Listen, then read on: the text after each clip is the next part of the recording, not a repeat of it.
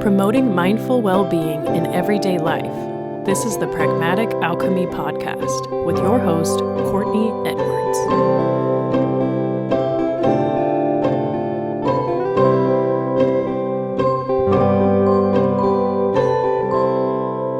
Hi, and welcome to Pragmatic Alchemy Podcast. My name is Courtney Edwards, and I'm your host. Today is our second in the two-part Sex and Sexuality for Wellbeing mini-series, and we are welcoming Somatic Pleasure Coach Irene Morning to the show. Irene's focus is on pleasure reclamation, and we talk a lot about the experiences of life, particularly those involving trauma, and how it disconnects us from our bodily sensations, from our experiences of pleasure. It disconnects us from our knowing of what our body knows, what our body enjoys, what our senses like. And so we're going to talk about some strategies for getting back into the body, being able to learn what you find pleasurable in the context of all the five senses. So while this is part of our Sex and Sexuality series, there's a lot in here that doesn't even focus on sex at all. This conversation was brilliant. Irene has so much information and is so willing to share both her wisdom and her own story. And so I'm so grateful to have been able to have this conversation with Irene and to be able to share it with you now. So on that note, let's get started. Hi, Irene. How are you today? I'm good. So happy to be here. I am so happy that you're here talking about one of my very favorite topics in the whole wide world. We're going to talk about some sex today. I feel like I should intro this with salt and pepper, but I don't want to have to pay for the rights. So intro music aside, why don't you tell the folks a little about yourself and the work that you do? Yeah. So I am a somatic pleasure coach and recently a best-selling author.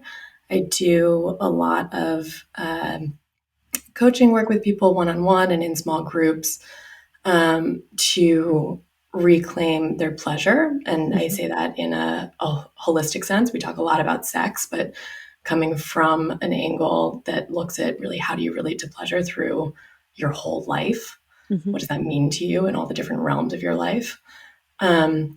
And I do a lot of work around relationships, communication, consent, particularly quote unquote non-traditional relationships. The book that I wrote and published recently is called The Polyamory Paradox, Finding Your Confidence in Consensual Non-Monogamy. So all the body-based work that goes into feeling secure in whatever relationship format you happen to be in and understanding how to actually use that for healing on a body-based level. Which is a beautiful segue. And congratulations on the best-selling component of your book. I knew that you had gotten it published, but that's really exciting. I'm glad that people are taking advantage of the wisdom that you've put out into the world. But the place I wanted to start was with a quote from your website, where you wrote, and I didn't take the whole sentence, but I wrote down pleasure as medicine. And I would love to start there. What does that mean, pleasure is medicine? And where can we get some of that when we need it? So for me personally, I have complex PTSD. And a lot of how I got into somatic work was through, like many, many, many healers, focusing first on my own healing and my own pathway to understanding what my pain was and how to interact with it, how to support it differently. And I had this kind of epiphany in my own healing journey around the same time that I was completing a master's degree in yoga therapy, that sort of the final frontier for me in that stuff had to do with my own sexuality and my own sense of pleasure. And I realized I had all of these coping mechanisms for anxiety, or if I was slipping into depression, or, all of the all of the stuff that we hear more about generally when we're hearing about mental health and well-being. And I realized that I hadn't actually focused any of my healing energy on how am I relating to sex, which at the time was not the most supportive or healthy. And I say that without any judgment toward it. It just kind of was. Mm-hmm. And also at the time was getting into my first non-monogamous relationship and realizing that if I didn't learn how to really claim my own pleasure and what I wanted, that relationship format really wasn't going to work for me, because it's a relationship format where even more than in monogamy, you have to really be advocating for yourself and communicating about what it is that you want. So as I started to kind of dig into all of that for myself, I was realizing like, oh, there's so much healing here when I actually allow myself the pleasure that I want and feel the pleasure that I want, and figure out more specifically what is the pleasure that I want, not just the pleasure that I think I'm supposed to be performing or the pleasure as it's packaged to me by capitalism, but really like what is the pleasure in my own being when I'm dancing or when I'm having sex or when I'm meditating. Like, how do I connect with all these different forms of pleasure? And that I found was actually the most healing thing, not to put it all in a hierarchy, but for my PTSD, realizing that I could focus on pleasure and that I deserved pleasure, I think had been really a missing piece before, like living kind of in more of like trauma brain. I didn't really at a core level think that I deserved that much pleasure. So going through the process of figuring out what I wanted, figuring out how to embody it, figure out how to communicate with other people about it. And that piece also is especially important in the medicine piece, is that a lot of us don't understand how to communicate about pleasure, and it really impacts our relationships. And a lot of our trauma or our attachment injuries happen in relationships where there's miscommunication or there's not there's not safety enough to be honest about those things. And so there's a lot of healing that comes with learning that we can actually have this pleasure, we can have this communication about it, we can stand in the power of our own being to claim all of that. At the very beginning of that journey, the thing that came to my mind is how challenging it is for folks who have experienced trauma to be in their body. So can you talk a little bit just about those first steps? You know, because trauma does take us out of our physical experience. It takes us out of our bodies. And so what are those very first steps to getting back in the body so that you can learn what pleasures you and what those, you know, to even just start to experience that from a multisensory level? Yeah, absolutely. And I mean, that's a great question. And I think one of the things that our culture gets wrong about pleasure is making it this big thing, so that for a lot of people who have experienced trauma, when they're trying to reclaim it, and I did this myself, I want to just like own that here so no one feels, you know, that they're stigmatized because of this. But we can kind of swing the pendulum too far in the other direction of like, oh, if I feel like I need to reclaim my sexuality, my sexual pleasure, I don't know how to do it in incremental steps that are actually like safer for me. So I'm going to go to this like far deep end of sleeping with people in dangerous situations or in like risky scenarios that then actually aren't part of they can be part of the healing. There can be a lot of power in that, but it doesn't necessarily answer the question of like, how do we get back in our body around it? Right. It also, I mean, it feels like it could also be re-traumatizing too, though. Totally. If you overcorrect too far in that way. Yeah. Exactly. So the piece that I like to start with people is just figuring out, like, if you have a really hard time being in the body, is there one sense that we can focus on? Like, does focusing on your hearing actually feel safe. And then we're going to focus on what sounds can we stimulate that feel pleasurable, right? Like ASMR is brilliant for that. Or smell is actually a really, really, really beneficial pathway for that. Most of us have really positive associations with certain smells, or even if we don't have associations, there are certain smells that just will do something to our nervous system that's supportive. And then from there, we can go into other senses.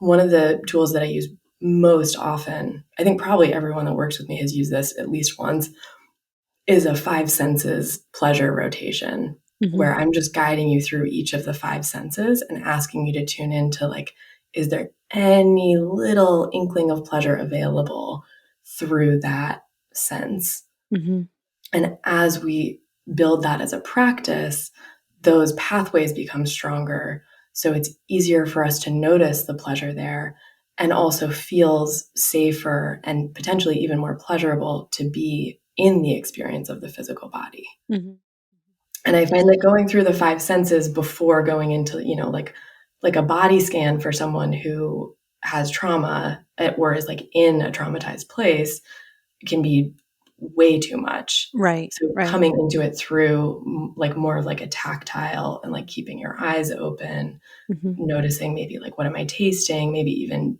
having a piece of chocolate or something that you're stimulating that and focusing on it. That kind of stuff I find to be really, really useful. Yeah. Yeah. And I can see that. It's funny. There's a exercise that I use really geared towards burnout prevention and recovery, as well as just sort of promoting our own holistic well-being. That is 5 senses oriented too, but it's more list making. So I encourage them to set a timer for 10 minutes and make 5 columns, one for each sense, and just write down everything that you can think of that brings you comfort, pleasure, or happiness associated with that sense, and then keep it handy. So that when you're feeling burnt out, when you're feeling really overwhelmed, if you're just having a bad day, you can just go to it. Look at this little menu now. Like, oh, I really like to listen to music, or I really like to, feel my feet in the grass, or whatever it is. But yeah, to be able to get back in touch with that, particularly in times of struggle. Yeah. I mean, I do actually, I'm chuckling because I do something incredibly, incredibly similar with like the framework that I teach and coach from around pleasure includes 4 realms of pleasure. We do body-based, mental, emotional, spiritual and energetic, and then relational. And the way that those 4 break down can have a lot of overlap, and you can put one thing in all 4 of them. Like it's not it's not meant to be like a totally separate thing. But I'll do something very similar, like early on in coaching with people, where we actually go through each of the 4 and figure out, what would you put under any of these? We're going to keep this around so that when you're feeling like you're going through a challenging time, or you're feeling out of balance in some way, we're going to look at, like, is there one realm of pleasure that's feeling really accessible? And is there one realm of pleasure that's feeling really challenging and maybe needs a little more attention? And you're already going to have a list of things to pull from to help you access that. Right. I love that. It sounds so straightforward and concrete, but also really impactful, that it can really take you to a deep knowing of your own self, which I think is one of the areas where we really do kind of struggle, just in knowing who we are. Yeah, well, and one of the things that I love about doing that exercise with people is they always have more answers than they think they do.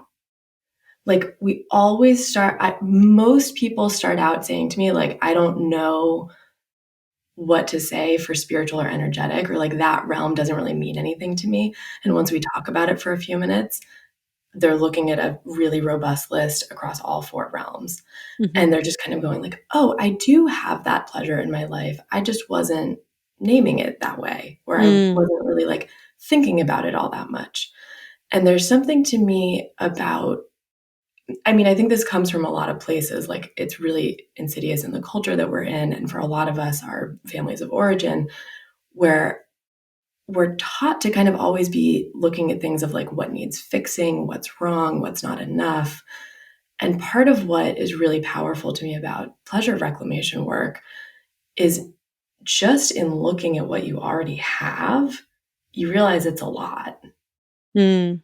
You realize there's already really potent stuff there. Mm-hmm, mm-hmm. You mentioned some of the reasons that we, trying to think of the right word, disengage from our knowing. What are, so you mentioned family of origin, societal stuff, but can you put a little bit of a finer point on that? How is it that we forget what we know? How is it that we forget what we like?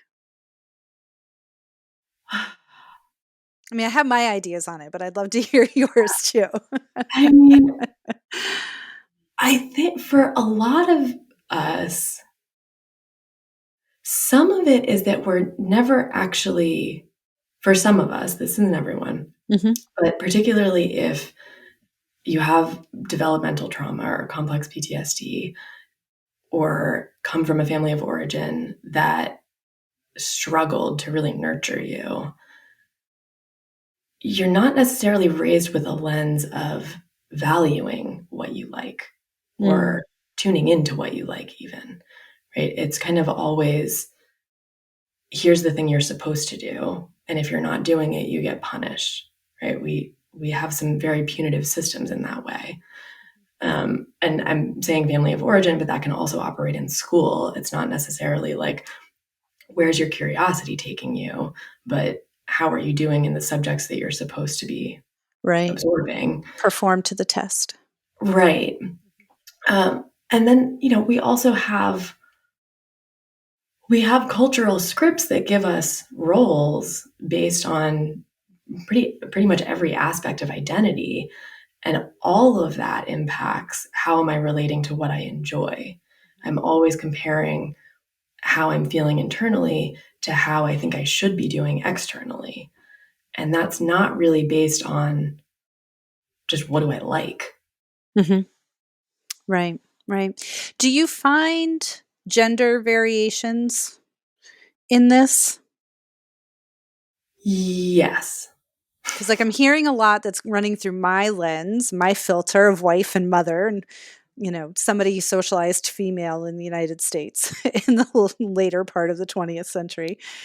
And I'm like, yeah, I feel all of those messages in my bones. And probably haven't started to, in my own personal journey, kind of unravel them and reclaim, as you're saying, until I was, 40. Mm-hmm. And so I'm curious if you find that, particularly around folks who are socialized female. I do. I do. And Mm-hmm. also the folks I work with who are socialized male have the same thing going on. It just Tell kind us of more about that. it takes a slightly different shape. And to be fair, I work with a lot more people who were socialized female. So this Mm-hmm. is like a skewed sampling that I'm speaking about. I would say But the same for me as well, in terms of my coaching, which is not exclusively on pleasure and sex and stuff like that, but it comes up all the time because it's such a big part of our lives for so many of us. And yeah, I work mostly with women. yeah, I think, the concept that comes to mind for me though is people pleasing.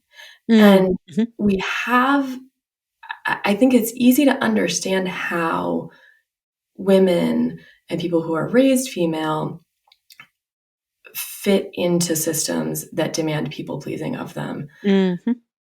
And men and people who are socialized male fit into those same systems, Mm-hmm. just with a slightly different lens on the role. Mm-hmm. Right. Mm-hmm. So I do a lot of work with, I'm thinking of a couple men, clients of mine in particular, where so much of what we're working on with them is actually reclaiming, giving themselves permission to want what they want, not to be a provider or a helper or fix everything for their partner, or And part of where that really shows up in those relationships that we're talking about is it can be really hard for them to actually hear and just listen for the sake of listening, because they've become so conditioned that they have to do something about it. Right, right. So yes, it's everything that I'm talking about. Like, I also personally really relate to it from being socialized as a woman. Mm-hmm. And it's just a slightly different role. I mean, it just kind of brings me back to, like, the patriarchy hurts all of us, not just 100%. women. Yes, I agree with that 100%.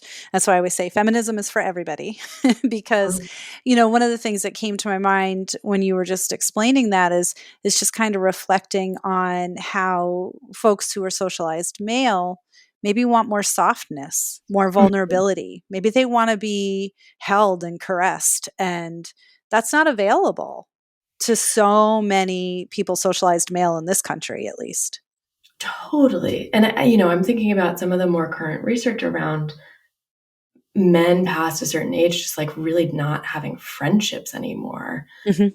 And that really strikes me, because that to me is one of the pieces. Like, when I'm talking about relational pleasure, I'm always asking people, like, what about your platonic relationships? Like, that also plays a role in how you access sexual pleasure, if you have a place to process some of that stuff, or if you have other relationships where you're spreading out your different types of needs. Mm-hmm. And I mean, I'm going to jump a little bit here, Yep, go ahead. Jump but away. the connection for me is like the loneliness aspect. If we're Mm. not being taught really how to have that softness, right? Mhm. If that softness is inaccessible, whether you're male or female or non-binary or anywhere along the gender spectrum. Because I'm also thinking then about, I had an interaction with someone on a dating app recently. I really, some of the worst human interactions, I swear, happen on dating apps. But where I was so immediately put off in this, where like I had asked someone for something very specific and they shared something with me that was steps way beyond that I was like, whoa, this person doesn't understand consent. Mm. And I always have this like internal conflict as like a sex educator on dating apps, where I'm like, okay, well, is this a teachable moment, or do I like not want to be working? Mhm. Like, Fair. Yeah, fair. and so I tried to kind of like hint to this person, like, hey, have you heard of the acronym FRIES? Giving them like, hey, you can go Google this. And then they put me back in the position of like, no, explain it to me. And I was like, never mind, don't want to do this work. But I was thinking about how, just because this person hasn't gotten the education around consent and thinks that they're supposed to kind of be playing this like quote unquote like macho role, where they like perform this like really stereotypically masculine sexuality to me, I'm going to shut down. And I'm sure that's happening to them in so many interactions, where because they are conditioned to be operating this way and don't actually understand how to meet in like a more attuned place, they're turning away opportunities for real connection, or Mhm. they're cutting themselves off from opportunities for real connection. And that just feels really lonely to me. Yeah, yeah. There's so many times where I feel a sadness for the way all genders are socialized. I mean, there's tons of personal experiences where I've felt a sadness when I think about the way I and other people who have been socialized female internalize and live some of this stuff. But I remember one time I had a bad day and came home and laid down on the couch, and I, put my head in my husband's lap, and he was stroking my hair, and it just occurred to me that he would never do that. On the Mm. worst day of his life, I can't envision him coming home and laying down and putting his head in my lap and letting me stroke him, like if he was having a sad moment or if he was struggling with grief, or and I'm just like, that makes me sad because I know how much I take from that and to think about how many folks are moving through the world because they've been told that because of their gender, they are not allowed to experience comfort. Yeah. And I'm just like, oh, it's horrifying. And I'm raising a son. And so, I'm often trying to think about how to hold that truth and hopefully model for him that it's okay to experience feelings. It's okay to ask for comfort. It's okay to, all of the things that you might need in this human experience, they're all okay. And you're entitled to all of them. Not entitled. I don't use the word entitled. That's because that can go sideways real quick in this conversation.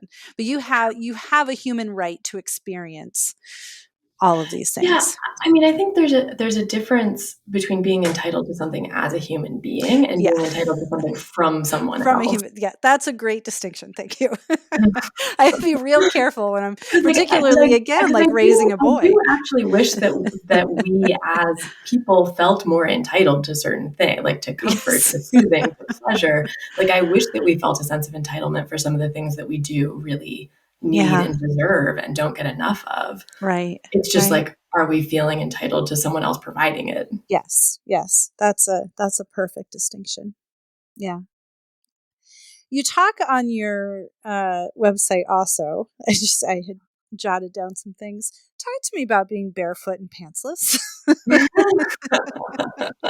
Are you barefoot and pantsless right now? What is happening? I am not barefoot and pantsless right now. I am wearing fuzzy purple slippers with black leggings.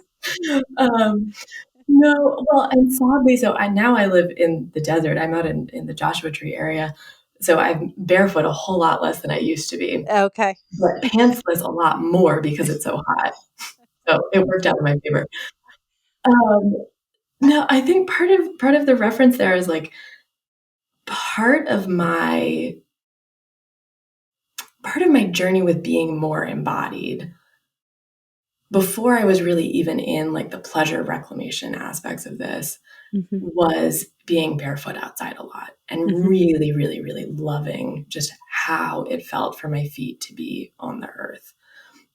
And that was something that I grew up in New England and I prioritized that in the summer. Like, how much can I be barefoot this summer? And as I moved more into the pleasure reclamation work that I've done, a piece of that is really getting comfortable being naked. Mm-hmm. And that doesn't have to be a piece of it for everyone. It's not something that like I think is necessary for everyone, but it is something that like if you're curious about it or open to it, I think is really, really, really beneficial. Just getting comfortable again with the human body, Mm-hmm. how your body looks and feels when there's nothing else on it. Mm-hmm. And my partner and I run retreat style events together that have a sex positive focus to them. And there's been something really, really, really powerful for me in also getting to be naked in social spaces without it being a thing, Mm-hmm. without it being like, oh, there's something sexual about this, or there's, someone's making a big deal about it. But it Mm-hmm. just is like practicing being naked as an adult and having that just be an expression of freedom and being comfortable with yourself versus anything that has to do with performing sexuality or trying to be appealing or making your body for other people, but just saying like, here's my body and I'm comfortable in it. Mm-hmm. Mm-hmm. And that's been an Yeah. incredibly pleasurable thing for me.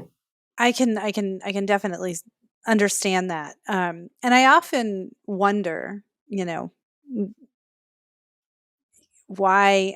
Well, I know the whys. Well, I think I know the whys. I have a lot of theories on the whys, but I was just talking to somebody recently about how giving birth multiple times has shifted that non-sexualized presentation of my body, and to the point that, like, I'll get changed anywhere now because I'm like, it's a body. it's not a Yeah. big deal. Like, it We doesn't all have have to, them. right. We all have them. Like, and I'm just like, okay, like, this is, why do we get so puritanical about it? Like, this is just a body. It's not, it's not anything to, it Mhm. doesn't need to be the thing. It can just be a body. So I do connect with what you're saying. But I will say on my own journey, when you say that, I think back and there is a definite connection between sex in my life getting healthier and or better and my willingness to be naked. Like, I can Mhm. remember, like, as a younger person, in my first marriage, we used to joke all the time, like, as soon as we were done, I needed to put on underwear, Mhm. like, immediately. Like, and then usually something else too. Like, I was not comfortable being naked at all.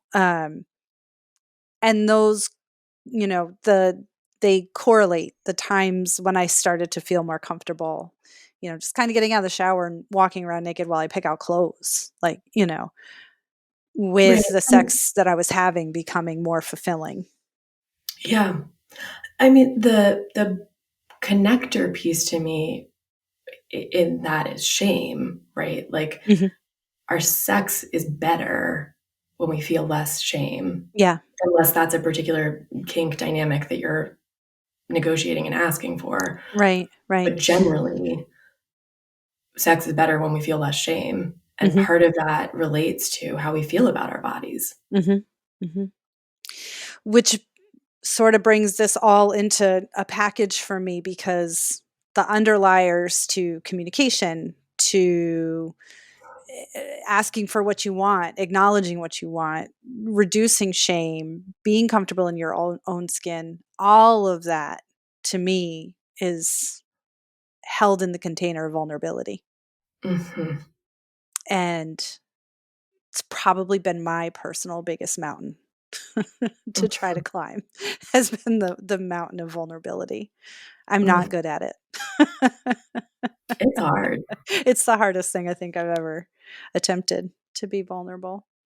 How do Yeah. you work with folks to support them in becoming more vulnerable, if that's an area where they're stuck or struggling?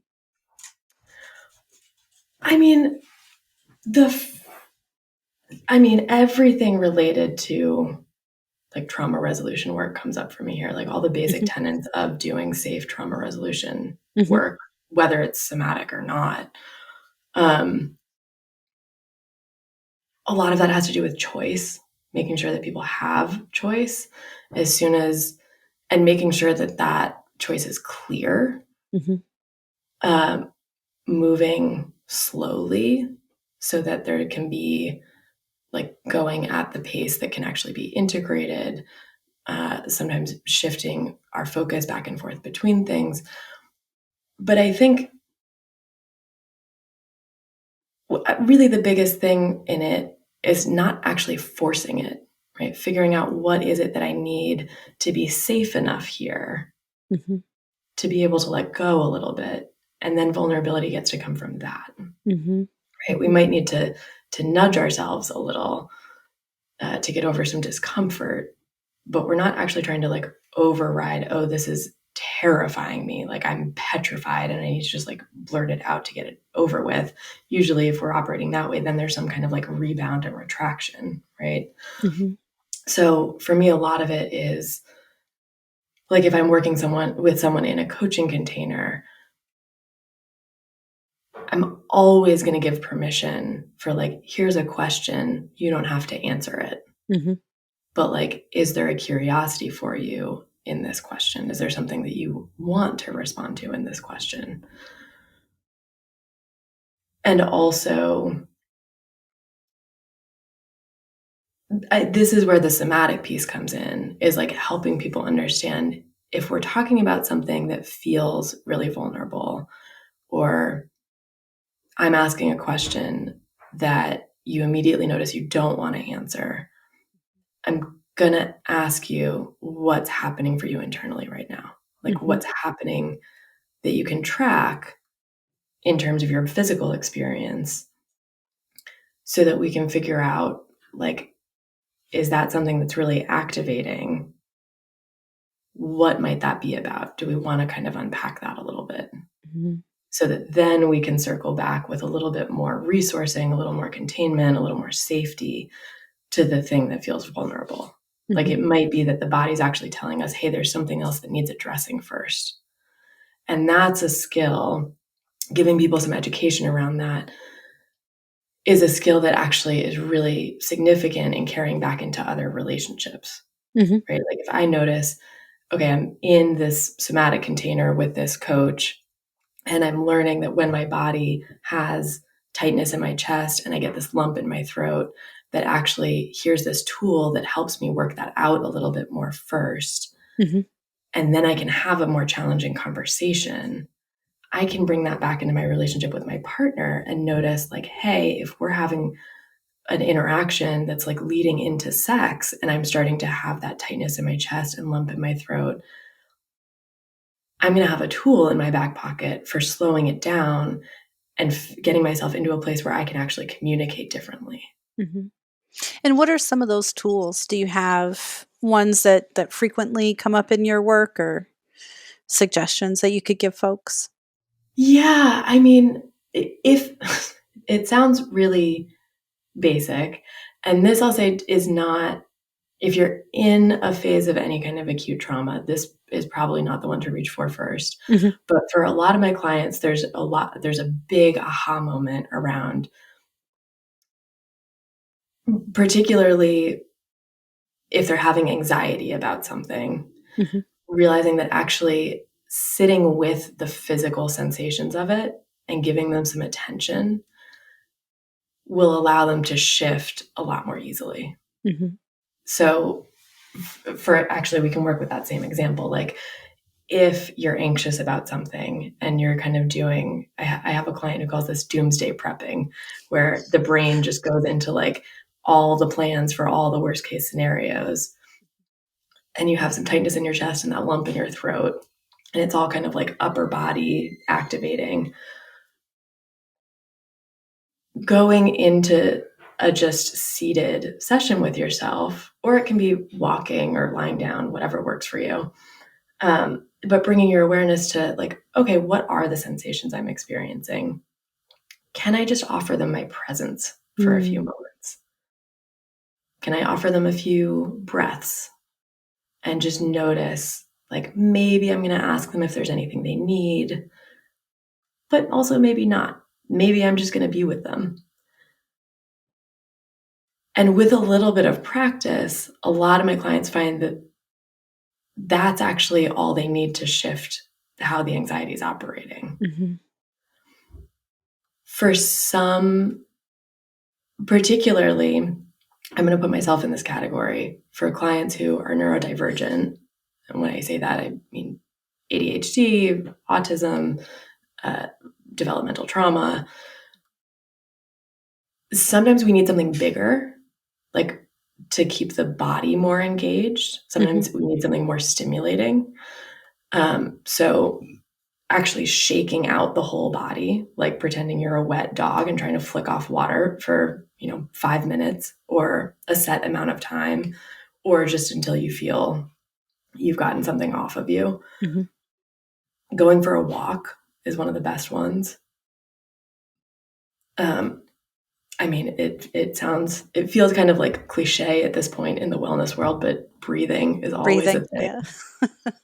Well, and breathing, I don't want to say properly, but breathing properly and with intention, right? So diaphragmatic breathing, getting that breath down into the belly, because a lot of folks who tend to run more anxious are usually going to be more shallow breathers, upper chest breathers, and that's not necessarily going to have the same impact on our nervous system. Right. So, and one of the tricks that I'll sprinkle in there for people with breathing sometimes, especially like if someone's telling you to breathe and it's not doing the trick, right? You might be breathing in your chest and not aware of it. Mm-hmm. And that can actually be a really, really, really, really challenging thing to work with. yes. Right? Like I don't want to just throw it out there as if like, oh yeah, just breathe into your belly and it'll be fine. You should just be able to do that. Right. Yeah. Right. Like it's actually much more complicated than that.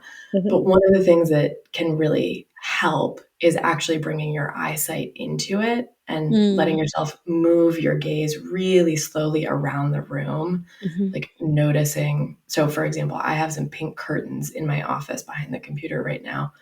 So I'll just let my gaze kind of skim the texture of the curtains, noticing the color, noticing the texture, the light, and then kind of shift to like the part of the wall that has a different texture, a different color, and like really take that into the visual realm.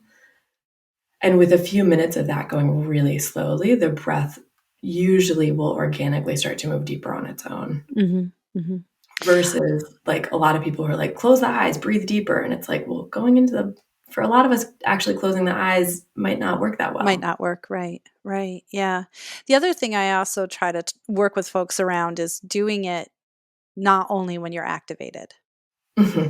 Practice breathing, doing that as a a daily or a frequent practice, so that in the moments you're activated, there's some muscle memory there that can be helpful. Because one of the things I hear a lot is folks will be like, I have grounding exercises I can do, but once I get activated, I can't remember anything. And that's because our amygdala takes over and our rational thought shuts down. And that's a very natural neurological condition. But we are smarter than our amygdalas. we have to remember that we're smarter than our amygdalas. Yeah. We are smarter than our amygdalas, but damn, they're powerful. Well, and I always, it's funny, I teach counseling, and so we cover a chapter in theories on neurocounseling. And one of the things I always say is, our nervous system and our amygdala, like, so good at its job, which is survival. It's to keep us alive. And it's so good at its job, and also kind of stupid, because it doesn't recognize the difference between a terse email from your boss or a confrontation, somebody cuts you off in traffic, or, a low bank account, and being chased through the woods by an animal, right? And our nervous systems don't really know the difference. It just responds. And when there's trauma, that response becomes quicker and more ingrained and more habitual every time we run that same course of neurology. We fall back into that pattern, and then it just becomes deeper and more ingrained. And so we have to remember that we do have some autonomy there to pull it back and say, no, I don't have to go into fight or flight every single time. I have tools. Yeah. Well, and like on the other end of the spectrum there, like I also really encourage people, particularly folks who are talking to me about specifically sexual pleasure and wanting to work on sexual pleasure. We bring breath work in there so that you're noticing, like also with my clients who have some pain with sex that we're working on, what's happening with your breath as you're starting to get aroused. And can we actually tune into, like, is there a way to play with that a little bit differently? Is there a way to be a little bit more conscious about it? Are you noticing that as your breath gets more shallow in that arousal process, that there's a certain point where that starts to associate with more pain? And can we figure out different kinds of touch or breathe, like visualizing the breath going into different parts of the body that help to regulate it differently, and also to activate your sensory pleasure differently? And having that kind of in our toolbox, I find actually, talking about how pleasure relates to well-being, like that can actually ripple back in the other direction of, like, if I'm playing with breath in my sexual pleasure more, that positive association will then make it a lot easier for me to want to practice breathing at other times and in other contexts. Right. I want to practice breathing so that when I'm having sex, it's more pleasurable. Yeah, that's a good motivator. Yeah. I like that. I like that a lot. One of the things that just brought to mind, so when I'm teaching meditation, one of the things that I've talked about with students is the difference between hearing and listening. With listening being an intentional activity of I want to receive this stimulus, the stimulation, the stimuli. as opposed to hearing, which is you're just allowing it to arrive at you, right? You're not reaching for it. And I find a similar gist of that in sexual pleasure, of almost like this unconscious internal pursuing of it. Oh, I should be pursuing this pleasure. I should be pursuing this orgasm, versus just letting the pleasure come to you, just receiving it as it comes to you. Not to be misconstrued with being passive as a partner in the sexual act, unless again, that's your thing, in which case go nuts. But like, I don't know if I'm explaining it right, but really just sort of an openness to the experience, rather than like, the goal is to have an orgasm, so I must pursue that with a singular mission. I mean, I think what I'm hearing in that is being open to pleasure surprising you. Mm. Oh, and people with traumatic histories don't like to be surprised. Right. And that would be, yeah. to have a rich sex life, you have to be curious. Mm-hmm. And there's a lot. I mean, when I was talking about kind of like we have these cultural roles, right? We're also handed that in terms of what we think we're supposed to do in sex, and what we think sex is supposed to look like and sound like, and how it's supposed to operate. And so much of what I work on with clients around that stuff comes back to like, can we work on, in your relationship with solo sex or masturbation, you finding different feelings, finding different ways that you get turned on, finding new and surprising sensations, maybe using a toy on a part of your body that you don't think of as erotic at all, and just seeing what it feels like, seeing what it does to you. So that then when we're in partnered sex or group sex, we understand more intuitively, okay, different sensations might be fun, might be pleasurable, don't all have to keep me on guard, right? Because we're gonna be able to experience more pleasure as we're more relaxed, which is kind of that like horrible catch-22 around like when we're solely focused on pursuing orgasm, we are more tense because we have this like mission-oriented way of being. Right. And then we lose out on a lot of the stuff that's actually beneficial in sex. Right? You don't have to have an orgasm for sex to be beneficial at all. Right. Right. Yeah. Yeah. And you don't have to have sex to reap all of the benefits of orgasm. Totally. Right? Like 100%. Yeah. I always tell them, like, orgasms are so good for us. Orgasms are so good for us. And there's all different types of orgasms. Right. There's all different ways of experiencing those benefits. And there's all different reasons. I think one of the things that we really skip over in our cultural conditioning around sex is that there are many, many, many different reasons for wanting to have sex and wanting to engage in a sexual connection with someone. And all of those reasons are valid. But because we grow up in this culture that really kind of crams down our throat like one specific narrative around what sexual relationships are for, right? It's supposed to happen within this relationship. A lot of us aren't comfortable being open about what those reasons are or where we're at with those reasons, or we don't even give ourselves permission to say, what's my reason for having sex right now? Right? Is it actually that I'm horny and I want the sexual experience? Is it that I'm actually looking for intimacy and affection, and this is one way that I can get it? Is it that I feel obligated for sex to happen in a certain way and a certain number of times or whatever in the context of my current partnership? Is it, is it because I like feeling desired and I'm actually really comfortable with that? Like there's all different. Is it because I want to make money? And that's a totally valid way to do so. Mm-hmm. All these different options that we're not really taught, or at least I wasn't. I Like, was not. No. a second, figure out what you want out of it, Right. because that makes it a lot easier to do it in the way that will get you what you want. Right. Right. And to be fair with the people that you're interacting with. One of the things I had, as I mentioned to you, this is a 2-part series on sexual well-being. And one of the things that came up in the other conversation I had was sort of the double bind that comes with some of that messaging too, because, my experience was, having my dad say things like, boys are only trying to get in your britches, because he knew how to turn a phrase.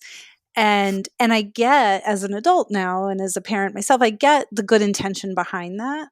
But that's a double bind when you're like, okay, but those boys have something that I want, which is acceptance, companionship, intimacy, affection, the status that comes in adolescence and early, adulthood of being attached. Like all of those things were wrapped up in this action.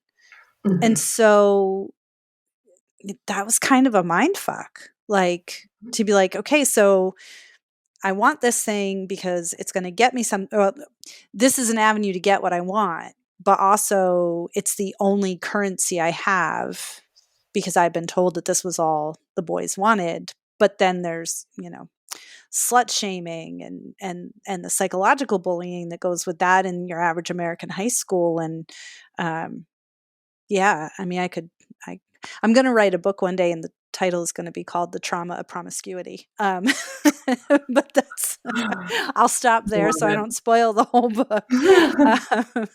But I just think, how messy and complicated and harmful some of that becomes.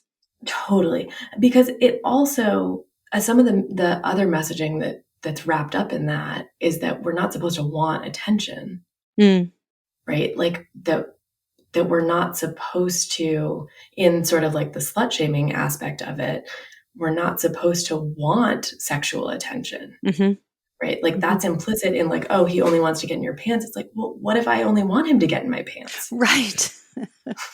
Like exactly. And so I'm not allowed for that to actually be an okay dynamic. Right. Not to mention that, to circle back to like how men are socialized, that doesn't give him the space to actually say like, I want an emotional connection. Right. Or like, I think, or if he is on the asexual spectrum at all and really doesn't relate to that narrative at all, like how alienating is that? Right.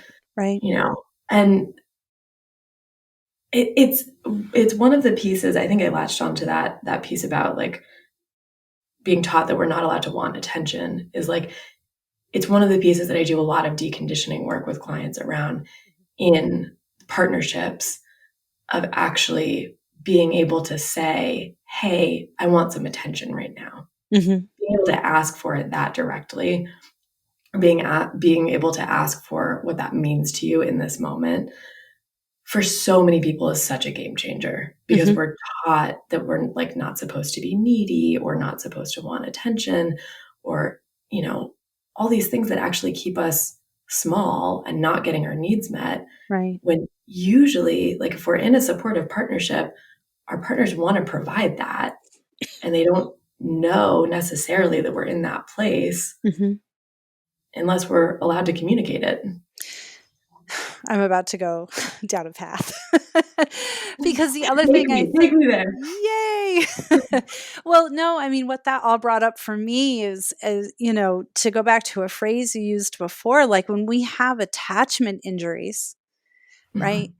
That's that ageless self, which is still very much a child, right? And so those injuries are coming from this childlike place. And if you think about a child who's asking for attention, they're not usually asking for it in kind and quiet and loving, communicative ways, right? And so then you think about how that continues to play out.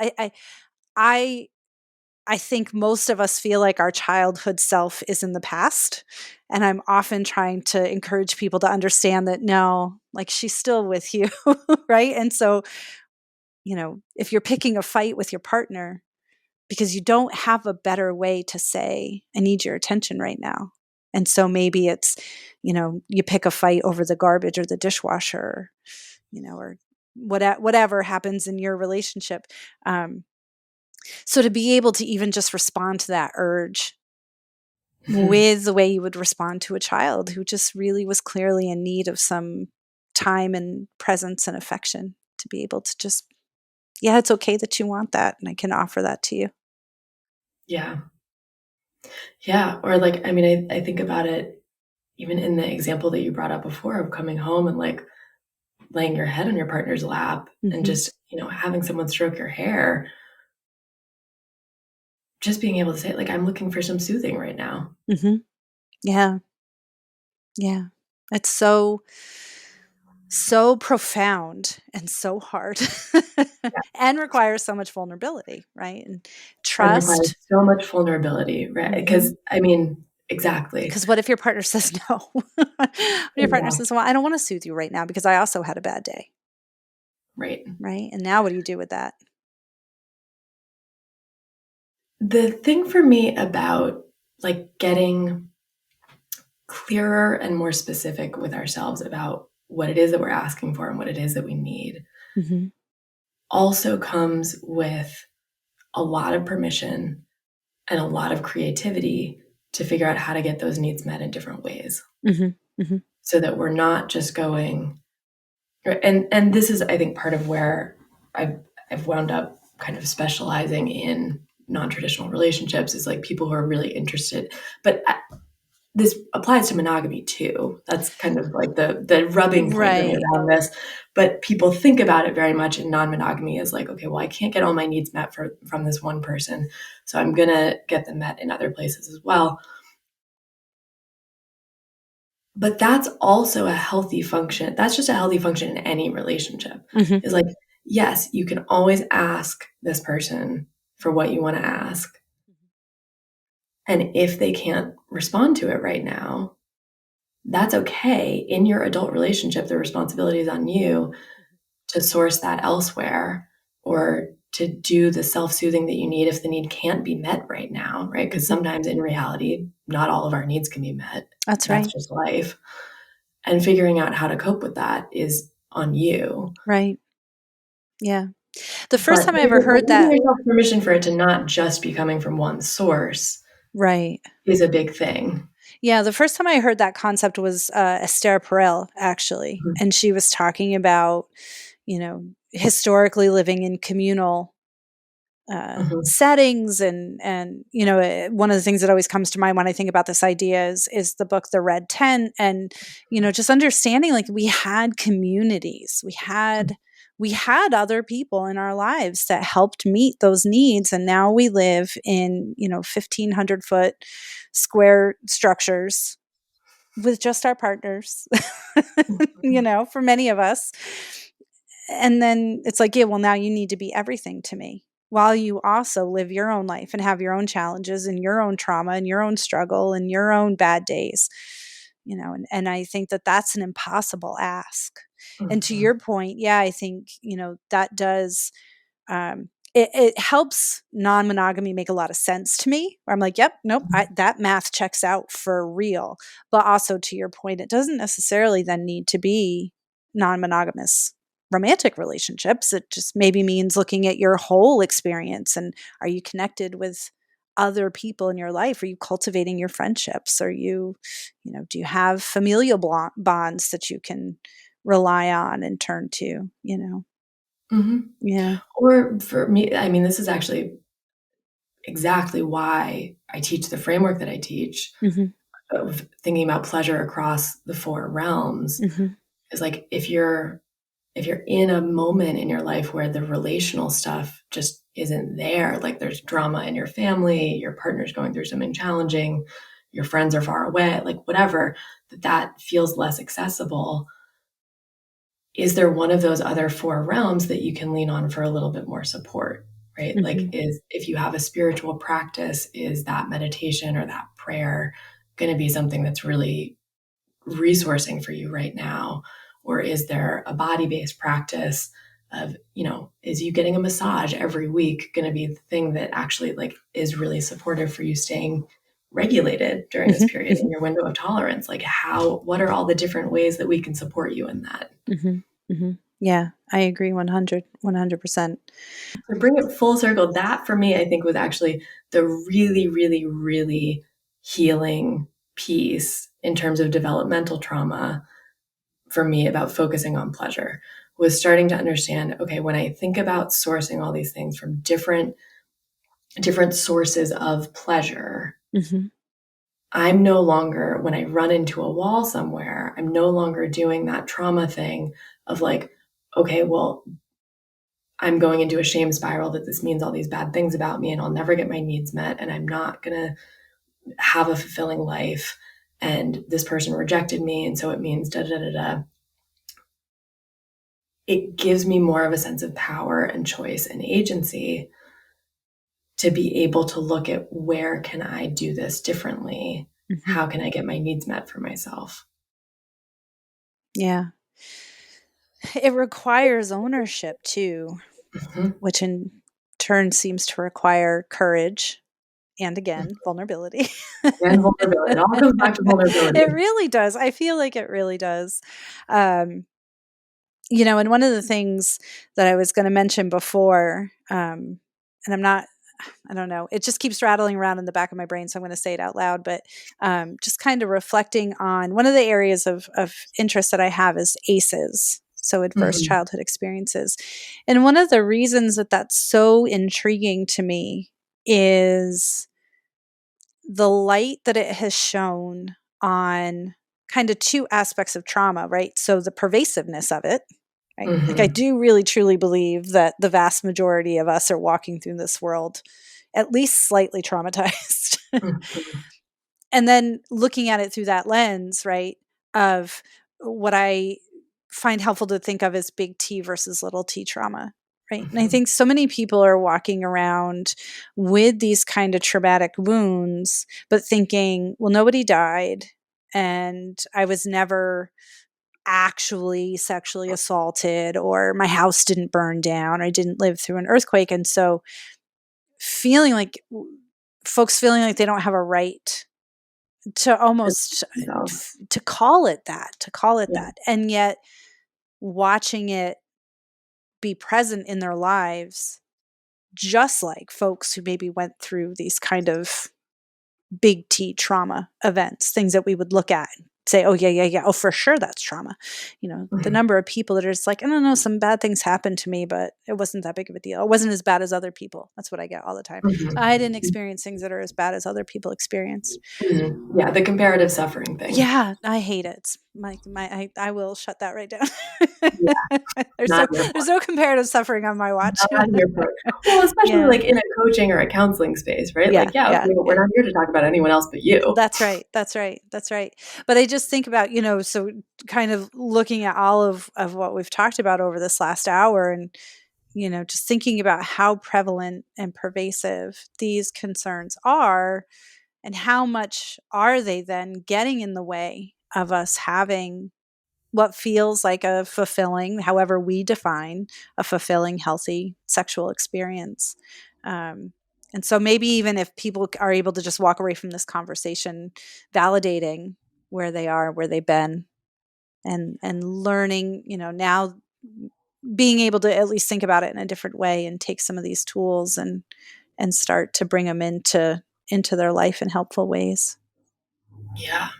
I mean, I straight up believe, I think the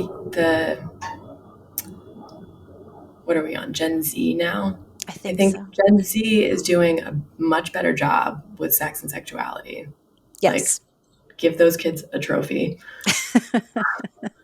But generally speaking, I do think that we grow up in a sexual culture that is traumatizing. Simply because we're not taught communication skills around it. Correct. Right. At the very best, like I went to a pretty progressive high school and had sex ed that was science-based, but it did nothing in terms of like, how do you have the conversations around sex? How do you communicate around sex? And I remember I actually have a background in sexual health counseling in a clinical setting. And I remember a mother of a teenage girl brought her daughter in when she became sexually active.